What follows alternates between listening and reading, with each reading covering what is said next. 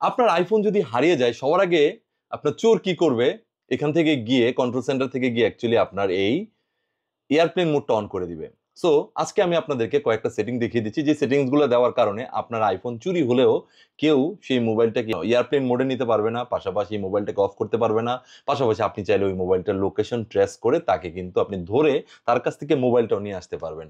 এবং এই ভিডিওটি আপনারা কিন্তু শেয়ার দিয়ে রাখবেন নিজেদের ওয়ালে, কারণ হারিয়ে গেলে এই ভিডিওটা আবার আপনারা পাবেন না। সো কিভাবে এই কাজটি করতে সেটি দেখে দিচ্ছি, আমার এটিকে ফলো দেখুন, এবং ইম্পর্টেন্ট ভিডিও আছে আপনার কাজে দেবে। So let's check it out.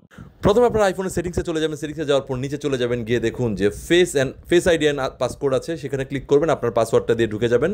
এরপর নিচে চলে যাবেন, নিচে গিয়ে দেখুন একটু নিচে চলে যাবেন এবং এখানে দেখুন লেখা আছে allow access while phone locked, that when locked.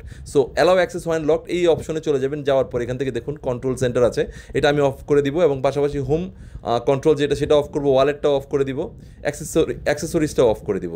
আর এখন ফোন লক করে আমি যখন সামনে ধরে যখন আমি স্লাইড করব কন্ট্রোল সেন্টারের জন্য, কন্ট্রোল সেন্টার কিন্তু চলে আসছে, কারণ মোবাইলটা এখন আমার মুখের সামনে। সো মোবাইলটাকে আমার মুখের সামনে রাখলে কিন্তু এটা চলে আসবে, আমি যখন মুখ থেকে নিচে রাখলাম তখন কিন্তু এটার কাজ করবে না। সো চোর যখন এটা চুরি করবে তখন কিন্তু কন্ট্রোল সেন্টার আর কাজ করবে না। থ্যাংক